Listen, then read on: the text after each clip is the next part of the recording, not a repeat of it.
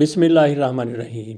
اپنی تحریر میں اسلم لودھی صاحب لکھتے ہیں، میرے مخاطب امت مسلمہ کے وہ لوگ ہیں جو ازواج مطہرات کے بارے میں زیادہ علم نہیں رکھتے۔ ایک پروفیسر صاحب لکھتے ہیں کہ میں لیاقت میڈیکل کالج جام شوروں میں ملازمت کر رہا تھا تو وہاں لڑکوں نے سیرت النبی صلی اللہ علیہ وآلہ وسلم کانفرنس منعقد کرائی اور تمام اساتذہ کرام کو بھی مدعو کیا۔ چنانچہ میں نے ڈاکٹر عنایت اللہ جوکھیو جو ہڈی جوڑ کے ماہر تھے ان کے ہمراہ اس کانفرنس میں شرکت کی۔ اس نشست میں اسلامیات کے ایک لیکچرار نے حضور اقدس کی نجی زندگی پر مفصل بیان کیا اور آپ کی ایک ایک شادی کی تفصیل بتائی اور یہ بھی بتایا کہ آپ نے یہ شادی کیوں کی اور اس سے امت مسلمہ کو کیا فائدہ ہوا۔ یہ بیان اتنا مؤثر اور مدلل تھا کہ حاضرین مجلس نے اس کو بہت سراہا۔ کانفرنس کے اختتام پر ہم دونوں جب جام شوروں سے حیدرآباد بذریعہ کار واپس آ رہے تھے تو ڈاکٹر عنایت اللہ جوکھیو نے عجیب بات کی۔ انہوں نے کہا، آج رات میں دوبارہ مسلمان ہوا ہوں۔ میں نے تفصیل پوچھی تو انہوں نے بتایا کہ 8 سال قبل جب وہ FRCS کے لیے انگلستان گیا تو ہوائی جہاز میں ایک ایئر ہوسٹس میرے ساتھ آ کر بیٹھ گئی۔ اس عورت نے مجھ سے پوچھا کہ تمہارا مذہب کیا ہے؟ میں نے کہا اسلام۔ ہمارے نبی کا نام پوچھا۔ میں نے حضرت محمد صلی اللہ علیہ وآلہ وسلم بتایا۔ پھر اس لڑکی نے سوال کیا کہ کیا آپ کو معلوم ہے کہ آپ کے نبی نے 11 شادیاں کی تھیں؟ میں نے لا علمی کا اظہار کیا تو اس لڑکی نے کہا یہ بات حق اور سچ ہے۔ اس کے بعد اس لڑکی نے حضور کے بارے میں معاذ اللہ نفسانی خواہشات کے غلبے کے علاوہ 2-3 اور الزامات بھی لگائے، جس کے سننے کے بعد میرے دل میں نعوذ باللہ حضور کے بارے میں نفرت پیدا ہو گئی اور میں جب لندن کے ہوائی اڈے پر اترا تو مسلمان نہیں تھا۔ 8 سال انگلستان میں قیام کے دوران کسی مسلمان کو نہیں ملا، حتیٰ کہ عید کی نماز تک میں نے ترک کر دی۔ اتوار کو میں گرجوں میں جاتا اور لندن کے مسلمان مجھے عیسائی کہتے تھے۔ جب میں 8 سال بعد پاکستان واپس آیا تو ہڈیوں کا ماہر ڈاکٹر بن کر لیاقت میڈیکل کالج میں کام شروع کیا۔ یہاں بھی میری وہی عادت رہی۔ آج رات اس لیکچرار کا بیان سن کر میرا دل صاف ہو گیا اور میں نے پھر سے کلمہ پڑھ لیا ہے۔ غور کیجئے، ایک عورت کے چند کلمات نے ایک پڑھے لکھے مسلمان کو کتنا گمراہ کیا، اور اگر آج ڈاکٹر عنایت اللہ کا یہ بیان نہ سنتا تو پتہ نہیں میرا کیا بنتا۔ اس کی وجہ ہم مسلمانوں کی کم علمی ہے۔ عیسائی لوگ، خاص کر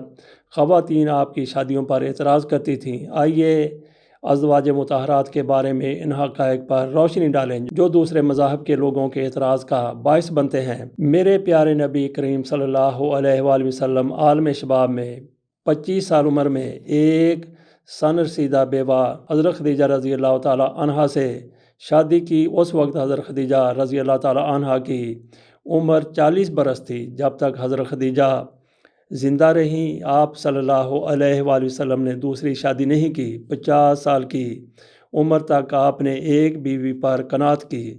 اگر کسی شخص میں نفسانی خواہشات کا غلبہ ہو تو وہ عالم شباب کے 25 سال ایک بیوہ کے ساتھ زندگی گزارنے پر کیسے اکتفا کر سکتا ہے؟ حضرت خدیجہ رضی اللہ تعالی عنہا کی وفات کے بعد مختلف وجوہات کی بنا پر آپ نے نکاح کیے۔ پھر اسی مجمع سے ڈاکٹر صاحب نے سوال پوچھا کہ یہاں بہت سے نوجوان بیٹھے ہیں، آپ میں سے کون نوجوان ہے جو 40 سال کی بیوہ سے شادی کرے گا؟ سب خاموش رہے۔ ڈاکٹر صاحب نے ان کو بتایا کہ نبی کریم صلی اللہ علیہ وآلہ وسلم نے یہ کیا ہے۔ پھر ڈاکٹر صاحب نے سب کو بتایا کہ جو 11 شادیاں آپ نے کی ہیں سوائے ایک کے باقی سب بیوگان تھیں، ساری کی ساری بیوائیں تھیں۔ یہ سن کر سب حیران رہ گئے۔ پھر مجمع کو بتایا کہ جنگ احد میں 70 صحابہ کرام شہید ہوئے، نصف سے زیادہ گھرانے بے آسرا ہو گئے، بیوگان اور یتیموں کا کوئی سہارا نہ رہا۔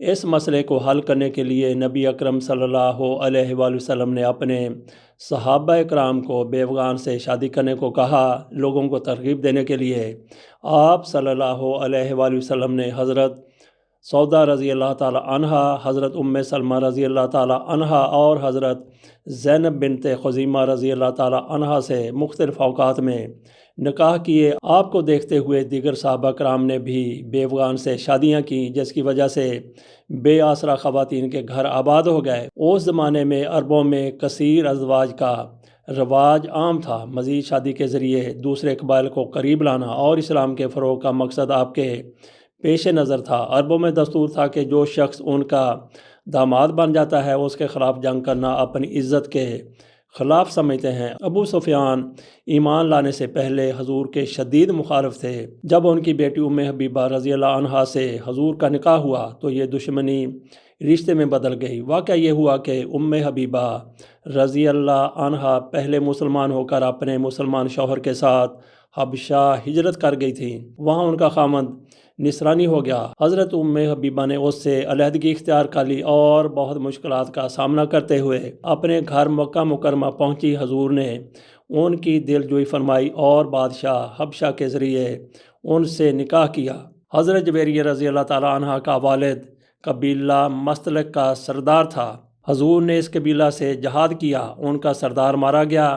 حضرت جویریہ رضی اللہ تعالیٰ عنہ قید ہو کر ایک صحابی کے حصہ میں آئیں۔ صحابہ کرام نے مشورہ کر کے سردار کی بیٹی کا نکاح حضور سے کر دیا اور اس نکاح کی برکت سے اس قبیلے کے 100 گھرانے مسلمان ہو گئے۔ قلعہ خیبر کی لڑائی میں یہودی سردار کی بیٹی حضرت صفیہ رضی اللہ عنہا قید ہو کر ایک صحابی کے حصے میں آئیں۔ صحابہ کرام نے ان کا نکاح بھی حضور اکرم صلی اللہ علیہ وسلم سے کروا دیا۔ اسی طرح میمونہ رضی اللہ تعالیٰ عنہا سے نکاح کی وجہ سے نجد کے علاقے میں اسلام پھیلا۔ ان شادیوں کا مقصد بھی یہی تھا کہ زیادہ سے زیادہ لوگ حضور کے اخلاق کا مشاہدہ کریں تاکہ انہیں راہ ہدایت نصیب ہو۔ حضرت ماریہ رضی اللہ عنہا پہلے عیسائی تھیں اور ان کا تعلق ایک شاہی خاندان سے تھا۔ ان کو بازنطینی بادشاہ شاہ مقوقس نے بطور ہدیہ کے آپ صلی اللہ علیہ وآلہ وسلم کی خدمت اقدس میں بھیجا تھا۔ حضرت زینب رضی اللہ تعالیٰ عنہا بنت جہش سے نکاح متبنہ کی رسم توڑنے کے لیے کیا گیا۔ حضرت زید حضور کے منہ بولے بیٹے تھے، ان کا نکاح حضرت زینب رضی اللہ عنہا بنت جہش سے ہوا۔ مناسبت نہ ہونے پر حضرت زید نے انہیں طلاق دے دی تو حضور نے نکاح کر لیا اور ثابت کر دیا کہ منہ بولا بیٹا ہرگز حقیقی بیٹے کے ذیل میں نہیں آتا۔ ڈاکٹر صاحب نے مزید بتایا کہ علوم اسلامیہ کا سرچشمہ قرآن پاک اور حضور اقدس صلی اللہ علیہ وآلہ وسلم کی سیرت پاک ہے۔ آپ کی سیرت پاک کا ہر پہلو محفوظ کرنے کے لیے مردوں میں خاص کر اصحاب صفہ نے بڑھ چڑھ کر حصہ لیا۔ عورتوں میں اس کام کے لیے ایک جماعت کی ضرورت تھی۔ ایک صحابیہ کے لیے یہ کام مشکل تھا۔ اس کام کی تکمیل کے لیے آپ صلی اللہ علیہ وآلہ وسلم نے کئی نکاح کیے۔ آپ نے حکماً ازواج مطہرات کو ارشاد فرمایا کہ ہر ایک اس بات کو نوٹ کرے جو رات کے اندھیرے میں دیکھیں۔ حضرت عائشہ جو بہت ذہین، زیرک اور فہیم تھیں، حضور نے نسوانی احکام و مسائل سے متعلق آپ رضی اللہ عنہا کو خاص طور پر تعلیم دی۔ حضور اقدس صلی اللہ علیہ وآلہ وسلم کی ظاہری وفات کے بعد حضرت عائشہ رضی اللہ تعالی عنہا 48 سال تک زندہ رہیں اور 2210 احادیث آپ سے مروی ہیں۔ صحابہ کرام فرماتے ہیں کہ جب کسی مسئلے پر ہمیں شک ہوتا تو حضرت عائشہ کو اس کا علم ہوتا۔ اسی طرح حضرت ام سلمہ کی روایات کی تعداد 368 ہے۔ ان حالات سے ظاہر ہوا کہ ازواج مطہرات کے گھر عورتوں کے لیے دینی درسگاہیں تھیں، کیونکہ یہ تعلیم قیامت تک کے لیے تھی اور ساری دنیا کے لیے تھی اور ذرائع ابلاغ محدود تھے، اس لیے کتنا جاں فشانی سے یہ کام کیا گیا ہوگا اس کا اندازہ آج نہیں لگایا جا سکتا۔ آخر میں ڈاکٹر صاحب نے کہا اگر پڑھے لکھے مسلمان ان نکات کو یاد کر لیں تو کوئی بدبخت حضور کی ذات پر حملہ کرنے کی حماقت نہیں کر سکتا، اور اگر کوئی یہ حماقت کرتا بھی ہے تو ہم سب اس کا شافی دفاع کر سکتے ہیں۔ اس کے ساتھ اجازت دیجیے، اللہ حافظ۔